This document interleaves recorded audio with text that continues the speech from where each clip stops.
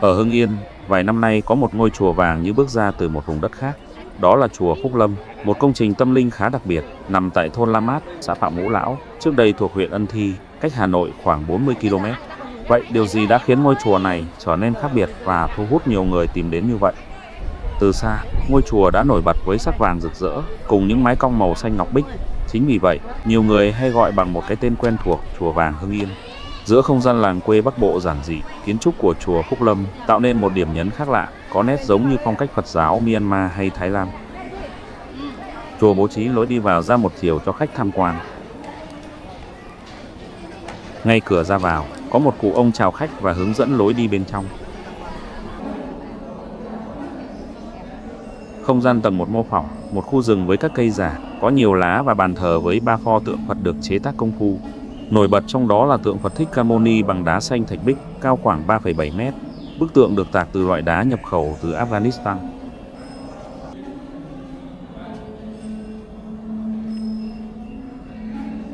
Theo nhiều tài liệu địa phương, chùa Phúc Lâm vốn có lịch sử từ khoảng thế kỷ 17, thời Lê Trung Hưng. Khi ấy, nơi đây chỉ là một ngôi chùa làng nhỏ để người dân trong vùng đến lễ Phật và sinh hoạt tâm linh. Trải qua nhiều thế kỷ, cùng những biến động của thời gian, ngôi chùa dần xuống cấp và gần như chỉ còn lại dấu tích nền móng của một ngôi chùa cổ. Đến năm 2013, khi Đại Đức Thích Tâm Luận về trụ trì, chùa Phúc Lâm bắt đầu được thiết kế và xây dựng lại trên nền chùa cũ. Sau nhiều năm thì diện mạo mới của ngôi chùa đã dần hình thành với quy mô lớn và kiến trúc đặc biệt như ngày nay. Đây là cầu thang lối lên tầng 2 ở bên trái của chùa. Cầu thang trang trí họa tiết rồng, uốn lượn rất cầu kỳ. Lối đi được đắp hình rồng với những chi tiết rất kỳ công. Nhiều người lần đầu nhìn thấy đã bất ngờ bởi kiến trúc nơi đây khiến họ liên tưởng tới những ngôi chùa ở Thái Lan hay Myanmar, chứ không phải một ngôi chùa làng Bắc Bộ.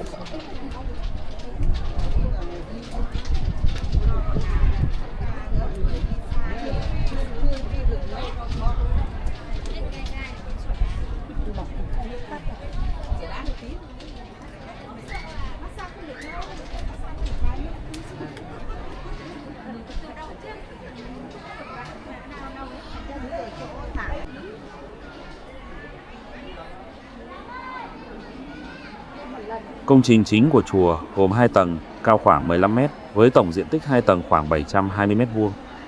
Bao quanh ngôi chùa là 4 tòa tháp cùng 2 lối cầu thang uốn lượn dẫn lên tầng trên, tạo nên một tổng thể kiến trúc cân đối và khá ấn tượng khi nhìn từ xa. Các chi tiết trang trí của chùa được chăm chút rất công phu, có rất nhiều thiết kế theo hình lá bồ đề và hoa sen, biểu tượng quen thuộc trong Phật giáo, tượng trưng cho trí tuệ và lòng từ bi. Trên các bức tường và mái chùa, hình ảnh rồng bay, phượng múa cùng những cánh sen vàng được đắp nổi tỉ mỉ bởi các nghệ nhân đến từ Huế. Một trong những điểm nhấn gây ấn tượng ở chùa Phúc Lâm chính là hệ thống cầu thang dẫn lên tầng trên của công trình. 2 cầu thang được bố trí đối xứng hai bên, uốn cong mềm mại, tạo nên một điểm nhấn kiến trúc rất nổi bật ngay từ phía trước ngôi chùa. Lan can cầu thang được trang trí bằng nhiều họa tiết rồng cùng hoa văn được đắp nổi. Khi nhìn từ xa, những đường cong của cầu thang kết hợp với màu vàng rực rỡ của công trình khiến tổng thể ngôi chùa trông giống như một công trình nghệ thuật hơn là một kiến trúc tôn giáo quen thuộc.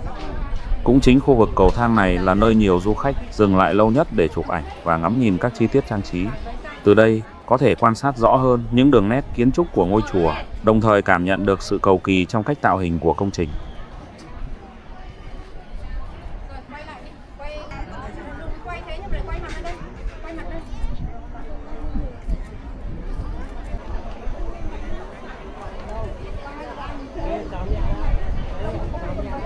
Trong khuôn viên chùa còn có hệ thống tượng của 18 vị La Hán cùng nhiều bức tranh kể lại các câu chuyện giáo lý Phật giáo.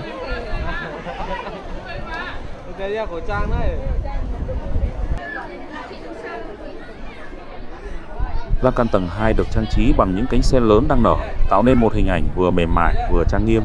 2 gam màu chủ đạo của toàn bộ công trình là vàng và xanh ngọc bích, khiến ngôi chùa luôn nổi bật dưới ánh nắng. Tại tầng trên của chùa, một bức tượng Phật Thích Ca khác được đúc bằng đồng, cao 5,4 mét và nặng khoảng 3,6 tấn, được thực hiện tại Đài Loan.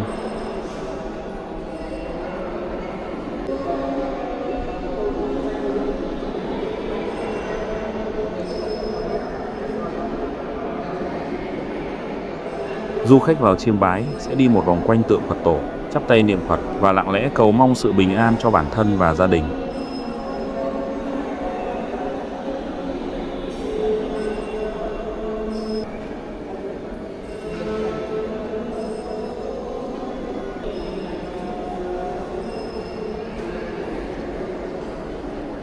Theo người dân địa phương, một số chi tiết trong chùa còn được dát vàng thật, nhưng cụ thể là chỗ nào thì mình không biết nhé.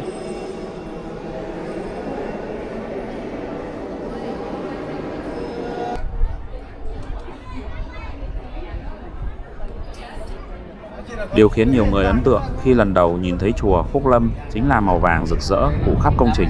Từ các bức tường, cột trụ cho đến nhiều chi tiết trang trí, tất cả đều được sơn vàng nổi bật dưới ánh nắng. Nhiều người khi nhìn từ xa thường gọi nơi đây là chùa Dát Vàng. Tuy nhiên trên thực tế, bề mặt của ngôi chùa được sơn bằng một loại sơn màu vàng đặc biệt. Bên ngoài phủ thêm một lớp sơn bóng để tạo độ sáng và giúp công trình luôn giữ được vẻ lấp lánh. Chính lớp sơn này khiến ngôi chùa phản chiếu ánh sáng khá mạnh, đặc biệt là vào những ngày nắng, làm cho toàn bộ công trình trở nên rực rỡ. Và cũng nhờ vậy, màu vàng của chùa Phúc Lâm đã trở thành một trong những đặc điểm dễ nhận ra nhất của ngôi chùa này.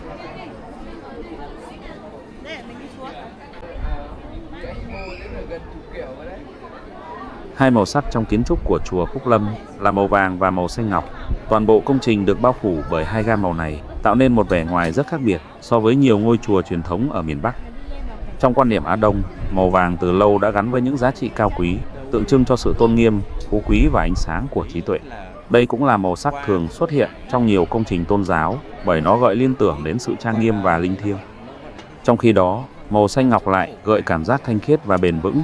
Ngọc trong văn hóa phương Đông vốn được xem là một loại vật liệu quý hiếm, tượng trưng cho sự tinh khiết và giá trị lâu bền.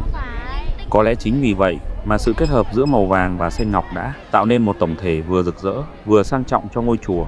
Hai gam màu này không chỉ làm nổi bật công trình giữa không gian làng quê, mà còn gợi lên hình ảnh của những giá trị quý giá và trang trọng trong văn hóa phương Đông.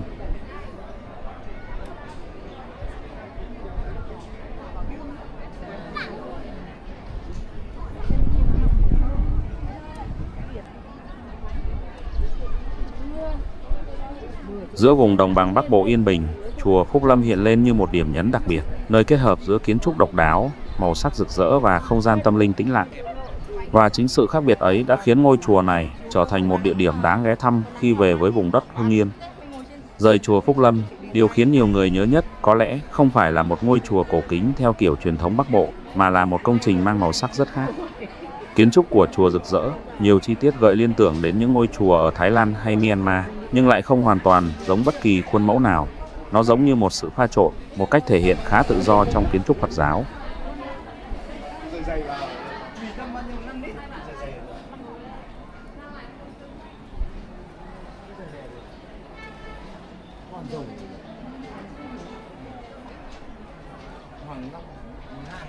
Ngày nay, chùa Phúc Lâm không chỉ là nơi sinh hoạt tín ngưỡng của người dân trong vùng, mà còn trở thành một điểm đến tâm linh thu hút du khách thập phương. Tuy nhiên, chùa chỉ mở cửa rộng rãi cho khách tham quan trong khoảng thời gian từ ngày mùng 5 đến ngày 15 tháng Giêng âm lịch hàng năm. Đây là dịp nhiều Phật tử và du khách tìm về để lễ Phật, cầu bình an và vãn cảnh đầu xuân. Vào những thời điểm khác trong năm, nơi này chủ yếu là nơi tu tập của nhà chùa và Phật tử địa phương. Vì vậy, du khách thường chỉ có thể đứng bên ngoài để chiêm ngưỡng vẻ đẹp của ngôi chùa từ xa. Chùa Phúc Lâm cũng là một ngôi chùa nhận được khá nhiều ý kiến khác nhau. Có người thích vẻ rực rỡ và kiến trúc phá cách của ngôi chùa này, nhưng cũng có người cho rằng nó khác khá xa với hình ảnh quen thuộc của những ngôi chùa truyền thống ở miền Bắc. Thế nhưng có một điều khó phủ nhận, đó là sức hút của chùa Phúc Lâm đối với du khách. Một phần lý do nằm ở chính sự khác biệt ấy, nhưng một phần khác lại đến từ cách mà ngôi chùa mở cửa đón khách. Chính sự hiếm hoi đó lại vô tình tạo nên một sức hút đặc biệt. Trong những ngày đầu năm, dòng người từ nhiều nơi lại tìm về đây, vừa để lễ Phật đầu xuân, vừa để tận mắt nhìn ngắm ngôi chùa vàng nổi bật giữa vùng quê Hưng Yên.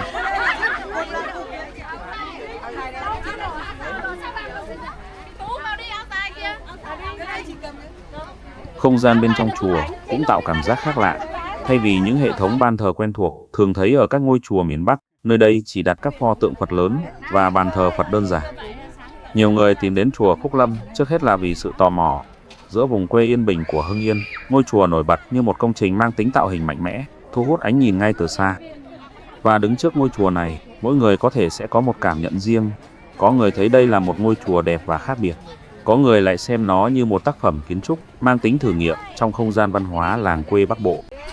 Dù nhìn theo cách nào, chùa Phúc Lâm vẫn là một điểm dừng chân thú vị, nơi khiến người ta phải dừng lại, quan sát và tự đặt ra câu hỏi về sự thay đổi của kiến trúc tâm linh trong đời sống hôm nay.